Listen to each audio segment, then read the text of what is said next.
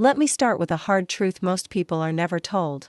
There is no drink, no detox, and no cleansing trick that cleans your arteries. Not lemon water. Not apple cider vinegar. Not garlic capsules. Not anything you pour down your throat and hope magically scrubs your blood vessels clean. Your arteries are not pipes, and plaque is not grease. I know this because for years, I've looked directly at diseased arteries with my own eyes. I've opened chests, exposed coronary vessels, and held arteries so stiff and calcified they felt like concrete. And what I've seen inside the human body is very different from what the internet tells you. Here's the first thing you need to understand. Plaque is not just cholesterol stuck to the artery wall. Plaque is an immune reaction. It's inflammation. It's your immune system responding to damage. It's a slow, silent war happening inside your arteries long before you feel a single symptom. And this is exactly why most standard advice fails. People are told to lower cholesterol, eat less fat, or wait until it's bad enough for a stent.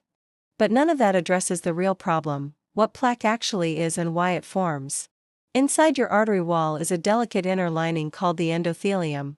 When it's healthy, it's smooth, flexible, and constantly releasing nitric oxide, a molecule that keeps blood flowing freely and prevents cells from sticking where they shouldn't. But over time, things like high blood pressure, smoking, insulin resistance, chronic stress, and inflammation damage that lining. It becomes rough, leaky, dysfunctional.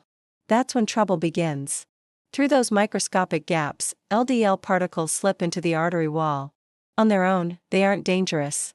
But once inside, they become oxidized, damaged by free radicals. And the moment that happens, your immune system sees them as a threat. So it sends in white blood cells to clean up the mess. These cells engulf the damaged cholesterol, but they can't properly remove it. They swell, become overloaded, and turn into what are called foam cells, the earliest building blocks of plaque. This process doesn't happen overnight. It happens quietly, over years, even decades. You can feel perfectly fine while plaque is forming, growing, and destabilizing inside your arteries. And here's the most dangerous part. It's not the size of the blockage that kills people. It's plaque rupture. A plaque can be only 40% blocked and still rupture without warning, triggering a clot that instantly stops blood flow. That's how heart attacks and strokes happen, suddenly, without time to react. This is why simply opening the artery doesn't solve the problem. It treats symptoms, not the disease. To actually reverse plaque, you must do something very specific. You must remove cholesterol from inside the immune cells trapped in the artery wall and shut down the inflammation driving the process. That mechanism exists. It's real. And it can be activated. But before I show you the exact meal that does this, you need to fully understand how plaque forms, because once you understand the disease, the solution suddenly makes sense. Now that you understand plaque is an immune-driven disease, not a simple cholesterol problem, we need to talk about why it keeps progressing, even in people who follow medical advice perfectly.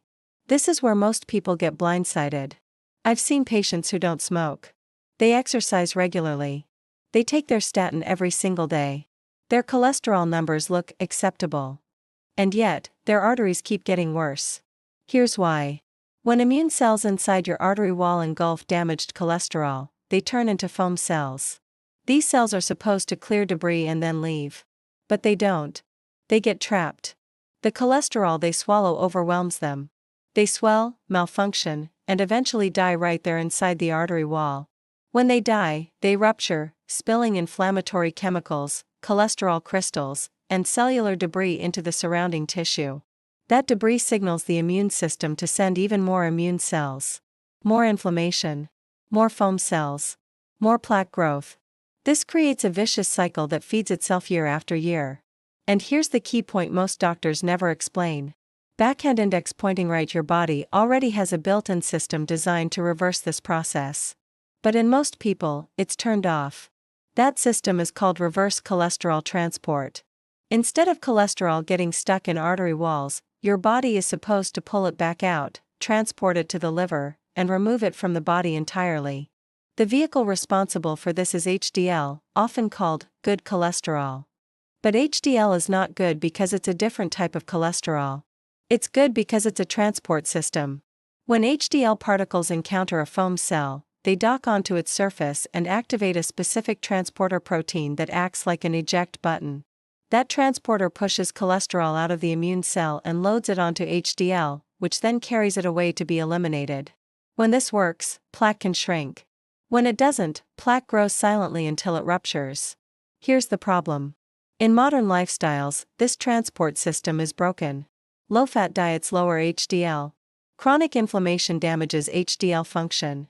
Oxidative stress makes HDL dysfunctional. And certain genes that control cholesterol export remain inactive.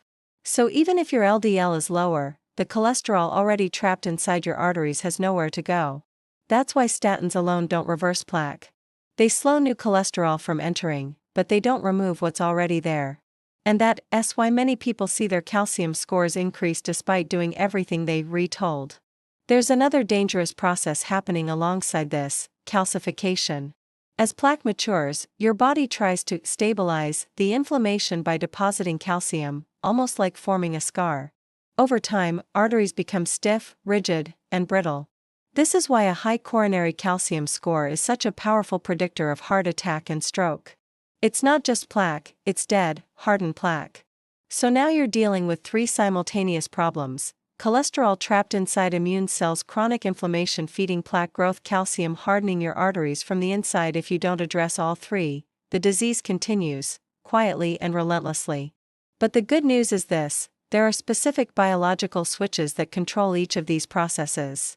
And food, when chosen correctly, can activate those switches. In the next part, I'll explain the exact mechanism that pulls cholesterol out of plaque and why most diets accidentally shut it down instead of turning it on. Now we're getting to the most important part of this entire discussion. Because if you remember only one thing from this video, it should be this: backhand index pointing right, plaque can only be reversed one way. Not flushed. Not dissolved. Not burned off. It can only be reversed by removing cholesterol from inside the artery wall and transporting it out of the body. That process has a name: reverse cholesterol transport. And at the center of this process is a single protein that almost no one talks about. It's called ABCA1. Think of ABCA1 as an emergency exit door on immune cells trapped inside plaque. When this protein is active, it allows cholesterol to be pumped out of foam cells and handed off to HDL particles. When ABCA1 is inactive, cholesterol stays locked inside the cell. The foam cell swells. Inflammation continues. Plaque grows. So the real question isn't, how low is your LDL? The real question is ABCA1 turned on or off? In most people, it's off. Here's why. ABCA1 is not automatically active. It's controlled by gene expression, inflammation levels, oxidative stress, and, most importantly, dietary signals. Low-fat diets suppress it. Chronic inflammation suppresses it. Insulin resistance suppresses it. Oxidized fats suppress it. So when someone follows the standard advice, cut fat, eat more grains, rely on medication, they often make this system worse without realizing it. This explains something that confuses a lot of people. You can lower LDL numbers on a blood test and still have plaque progression. You can take medication faithfully and still see calcium scores rise. You can do everything right and still have a heart attack. Because none of that activates ABCA1. Now here's the breakthrough. Certain natural compounds don't just lower cholesterol numbers. They switch on the genes that control cholesterol removal.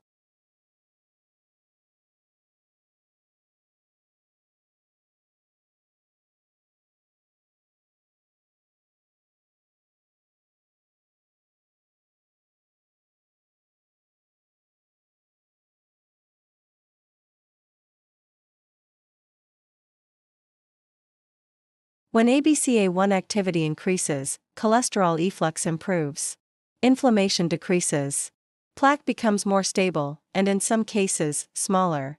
But here's the critical detail. You can't activate this mechanism with just one isolated nutrient. You can't take a single pill and expect it to work. The body responds to signals, not shortcuts. That's why the most effective intervention isn't a supplement, it's a specific combination of foods, eaten together, that send the correct biological messages at the same time. One component opens the blood vessels. One component activates cholesterol export. One component blocks calcium from hardening plaque. One component prevents new oxidation from occurring. Miss one, and the system doesn't fully engage. This is why random, heart-healthy diets fail. They're incomplete. They're unfocused. They don't target mechanisms. In the next part, I'll explain why calcification is actually more dangerous than cholesterol, and why most people with normal cholesterol still suffer heart attacks. This is where things get uncomfortable, but also very clear. Most people think cholesterol is the main danger in heart disease. It's not. Calcium is. Cholesterol starts the problem, but calcium finishes it. As plaque matures inside your arteries, your body tries to protect itself. It sees ongoing inflammation and damage and attempts to stabilize the area the same way it stabilizes a broken bone or a wound, by laying down calcium. This is where things turn deadly. Calcium makes plaque hard, brittle, and rigid. Instead of a flexible vessel that can expand and contract, your artery slowly turns into something closer to bone. That's why coronary calcium scans are such powerful predictors of heart attack and stroke. They don't just show plaque, they show how long the disease has been active and how much damage has already occurred. A calcium score of 0 means no detectable disease. A score over 100 means active plaque. Over 400 means high risk. Over 1000 means the arteries are severely compromised. And here's the shocking part. People with very high calcium scores often feel completely fine. No chest pain. No shortness of breath. No warning signs. That's because calcified plaque doesn't always block blood flow gradually. It sits silently until it cracks. When a calcified plaque ruptures, it exposes clotting signals to the bloodstream. A clot forms instantly. Blood flow stops. That's a heart attack or stroke with no time to react. This is why so many events appear out of nowhere. Now here's where conventional advice completely misses the mark. Most treatments focus on cholesterol numbers, not calcium metabolism. Statins may lower LDL, but they don't reliably stop calcification. Low-fat diets may reduce intake of certain foods, but they don't redirect calcium. Calcium supplements often make the problem worse by increasing available calcium without controlling where it goes. Your body does not struggle with calcium intake. It struggles with calcium placement. There is a protein inside your artery walls whose job is to prevent calcium from settling where it doesn't belong. That protein exists specifically to keep arteries soft and flexible. But there's a catch. That protein only works when it's desactivated by a specific nutrient, one that most people are deficient in. Without it, calcium migrates into the artery wall instead of into bones. This is why people can have strong bones and stiff arteries at the same time. It's not a contradiction, it's a misdirection problem. And once calcium is embedded in plaque, reversing disease becomes far more difficult unless this pathway is addressed. This is also why many people see their calcium score rise even while taking medication and eating what they believe is a heart-healthy diet. They're managing cholesterol. They're ignoring calcification. In the next part, I'll explain the exact nutrient that controls calcium placement, why it's almost completely missing from modern diets, and how addressing it changes the entire trajectory of arterial disease. This is a turning point, because once calcification is controlled, reversal becomes possible. If calcium is the hardening force inside plaque, then the next question is obvious: what tells calcium where to go? Your body actually has a control system for this. It's not guesswork. It's regulated by specific proteins whose only job is to keep calcium out of soft tissues like arteries, and direct it into bones and teeth where it belongs. The most important of these proteins is called matrix GLA protein, or MGP. MGP acts like a calcium shield inside your blood vessels. When it's active, it binds calcium and prevents it from crystallizing inside the artery wall. It keeps vessels flexible, elastic, and alive. But here's the critical detail. MGP is useless unless it's activated. And the only thing that activates it is vitamin K2. Not vitamin K1. Not calcium. Not vitamin D alone. Vitamin K2. This is where modern diets fail spectacularly. Most people get enough calcium. Many people supplement vitamin D. Almost nobody gets enough K2. Without K2, MGP stays inactive. Calcium floats freely and settles wherever inflammation exists, which is exactly what plaque provides. This is why arteries calcify even when people think they're doing everything right. And this is why calcium scores rise silently year after year. Vitamin K2 does something very specific and very powerful. It turns on calcium-directing proteins. When K2 is present, MGP becomes active and starts pulling calcium away from artery walls. At the same time, another K2-dependent protein, osteocalcin, pushes calcium into bones. That's why K2 improves bone density and reduces arterial stiffness at the same time. This isn't speculation.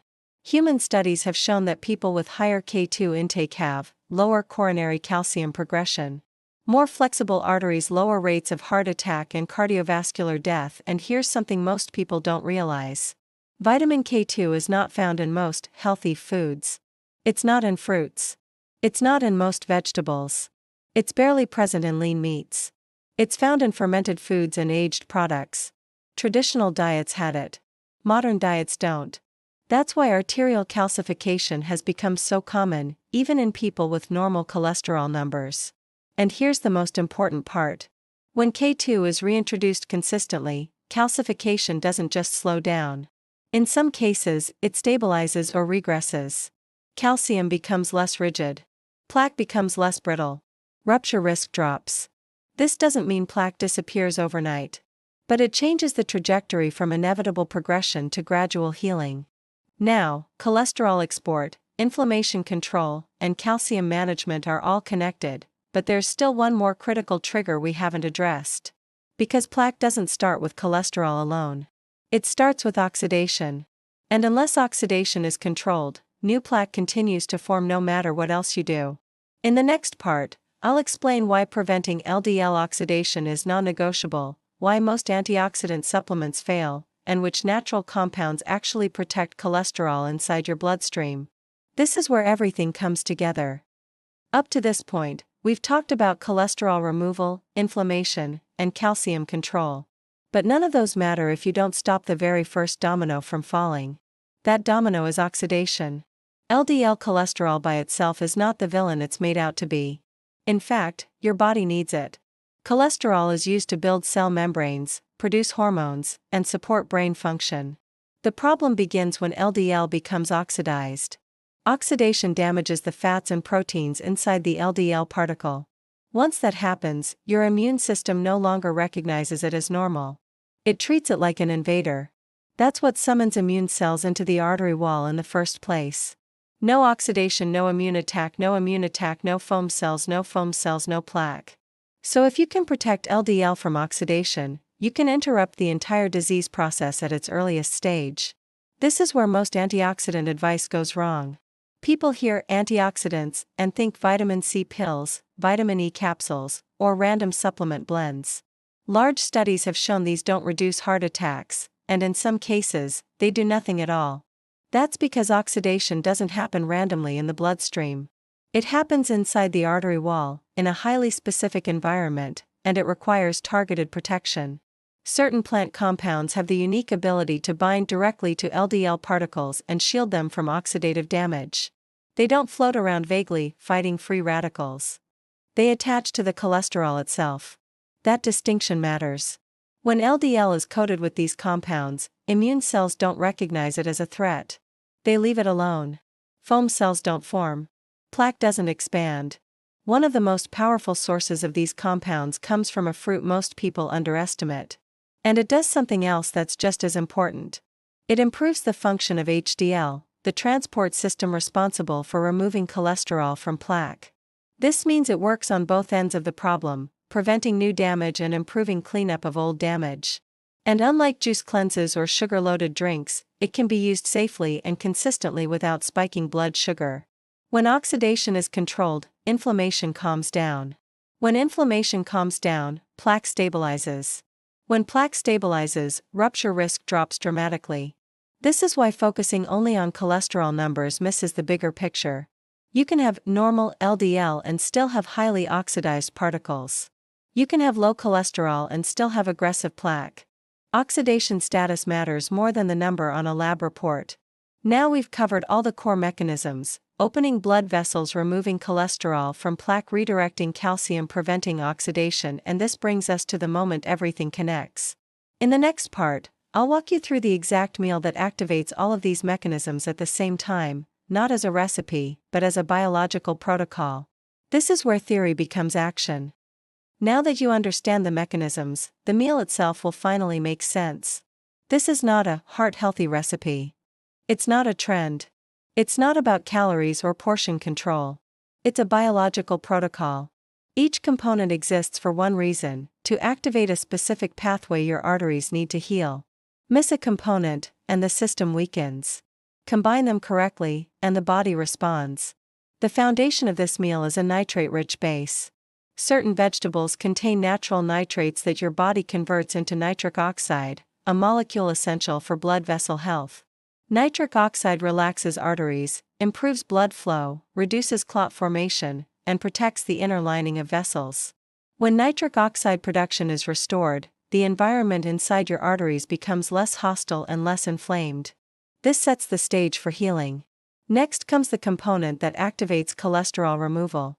Certain plant-derived compounds trigger the genes responsible for exporting cholesterol out of immune cells trapped in plaque. When these genes are activated, HDL becomes functional again, not just a number on a lab report, but an active transport system. This is how cholesterol begins to leave the artery wall. Then comes the calcification controller. Without addressing calcium, plaque remains brittle and dangerous. This component activates proteins that prevent calcium from embedding in artery walls and gradually shifts it back to where it belongs. It doesn't work overnight, but it changes the trajectory. And finally, the oxidation shield.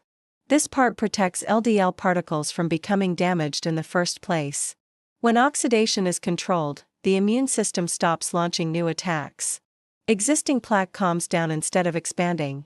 When all four components are present in a single meal, something remarkable happens. Blood flow improves within hours. Inflammatory signaling decreases. Cholesterol transport begins to function. Plaque stability improves. This isn't about perfection, it's about consistency. Eating this meal occasionally won't reverse disease. Eating it daily can. In the next part, I'll break down each component clearly, explain why substitutions don't work, and show you how to structure this meal so it actually delivers results instead of just looking healthy. This is where most people go wrong, and I don't want you to be one of them. This is the part where most people accidentally sabotage themselves. They hear about a heart-healthy meal, take the general idea, make substitutions, skip components, or water it down, and then say, "It didn't work for me." That's not because the biology is wrong. It's because the protocol wasn't followed. This meal works because it sends multiple signals at the same time. Your body doesn't respond to intentions, it responds to chemistry. Here's what must be true for this to work. First, the nitrate component must be present in a meaningful amount.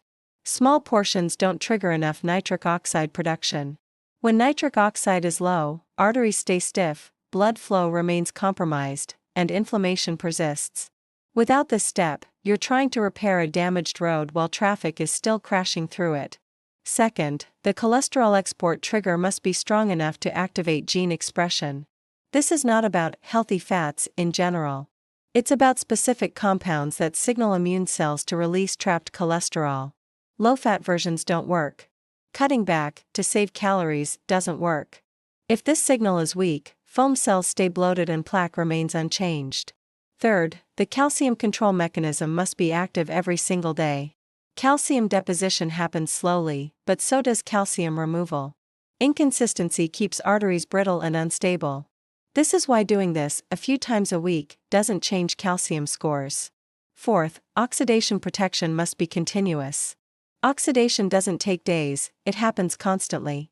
If LDL particles aren't protected consistently, new plaque continues forming even while you're trying to reverse old plaque. This is why random antioxidant pills don't work. They're disconnected from the actual process. Here's another critical point people miss. Backhand index pointing right: this meal does not cancel out a poor overall diet. You cannot eat this and then spend the rest of the day consuming refined sugar, seed oils, and processed foods. Those directly increase inflammation and oxidation, undoing the work you just did. This meal is the foundation, not a magic eraser. When people follow this correctly, the changes are subtle at first. Better circulation, warmer hands and feet. Improved exercise tolerance, more stable blood pressure. The real proof comes later, on imaging, labs, and long-term outcomes. Calcium scores stabilize or slow. Inflammatory markers drop. HDL function improves. This is how reversal begins. Not dramatically. Not overnight. But measurably. In the final part, I'll explain how often to eat this meal, how long it takes to see objective changes, and why consistency matters more than perfection, and then I'll wrap this into a clear takeaway for your audience. Now let's be clear about expectations, because honesty matters. This is not a quick fix. This is not a 7-day reset. And it's not something you try casually. Arterial disease develops over years, sometimes decades. Reversal follows the same timeline, just in the opposite direction. When this meal is eaten daily, not occasionally, here's what typically happens. Within days to weeks, blood vessel function begins to improve. Blood flow becomes smoother. Endothelial stress decreases. Many people notice better circulation, improved stamina, and more stable energy. Within a few months, inflammation markers often decline. HDL function improves. Oxidative stress decreases. Plaque becomes less unstable, which dramatically reduces rupture risk, even before size changes are measurable. Structural changes take longer. Calcium scores don't drop quickly, but they can stabilize, and stabilization alone is a win. In advanced disease, stopping progression significantly lowers risk. In some cases, gradual regression is seen over 18 to 36 months. This is why consistency matters more than perfection. Missing a day doesn't undo progress. Quitting for weeks does. Think of this like physical therapy for your arteries. Daily signals reinforce healing. Random signals don't. Now let me address the biggest misconception. Reversal does not mean plaque vanishes. It means plaque becomes smaller, less inflamed, less calcified, and far less dangerous. That's what keeps people alive. And this is why I emphasize mechanisms instead of trends. You don't reverse disease by chasing numbers. You reverse it by changing biology. This approach doesn't replace medical care. It complements it. Many people still need medication. Many still need monitoring. But without addressing these pathways, treatment remains incomplete. And this is why I share this information. I've seen what happens when people are never taught how their disease actually works. I've seen them follow standard advice faithfully, and still end up on an operating table. Knowledge changes outcomes. If this information helped you, don't keep it to yourself. Someone you know needs it, even if they don't realize it yet. Subscribe so you don't miss future videos. Comment so this message reaches more people. Share this with anyone concerned about heart health. Your arteries are not pipes. Plaque is not grease. And healing is possible when you activate the right mechanisms. I'll see you in the next video.